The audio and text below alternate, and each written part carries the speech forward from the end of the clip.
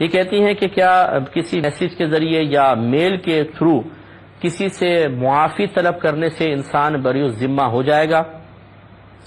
دیکھیں، یہ طریقہ کار بالکل غلط اب ہمارے ہاں رواج پا رہا ہے کہ ایک آدمی دوسرے پہ زیادتی کرتا ہے، اور پھر یہ جیسے ایام آ جاتے ہیں، کوئی شب برات کے آ گئے، شب معراج آ گئی، رمضان قریب آ گیا، تو میسج خالی کر دیتے ہیں، جی مجھے معاف کر دیں جتنی میری کوتاہیاں ہوئی ہیں، اللہ تعالیٰ آپ کو جزائے خیر عطا فرمائے۔ بعض دھمکیاں دیتے ہیں، اگر آپ مجھے معاف کر دیں، اگر معاف نہیں کریں گے تو بروز قیامت آپ کی گرفت ہو جائے گی۔ واہ بھائی واہ، مجرم جرم بھی آپ نے کیا ہے، اور پھر اس مظلوم کو بیچارے کو آپ بلیک میل بھی کر رہے ہیں۔ تو یاد رکھیں، یہ معافی مانگنے کا طریقہ نہیں ہے۔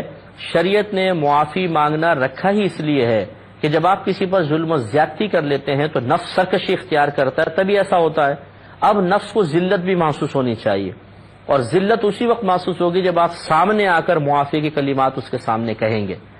ہم اپنی اصل میں یہ ناک اونچی ہوتی ہے، اور نفس یہ پسند نہیں کرتا کہ میں کسی کے سامنے جا کر اس طرح معافی کی ذلت کو برداشت کروں، تو وہی مشورہ دیتا ہے بس ایک میسج کر دو، ٹھیک ہے۔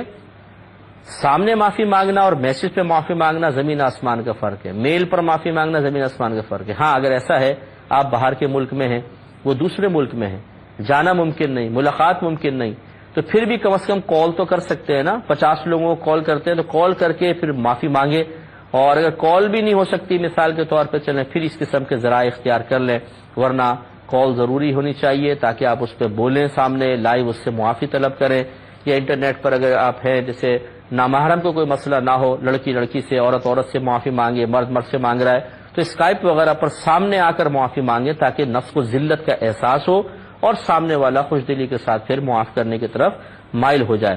لیکن یہ جو آج کل ہم نے طریقہ جاری کر دیا ہے، یہ غلط طریقہ ہے کہ پورے سال یا پوری زندگی دکھ پہنچاؤ، تکلیف پہنچاؤ، اور اس کے بعد ایک میسج کر دیجیے ہمیں معاف کر دیجیے گا۔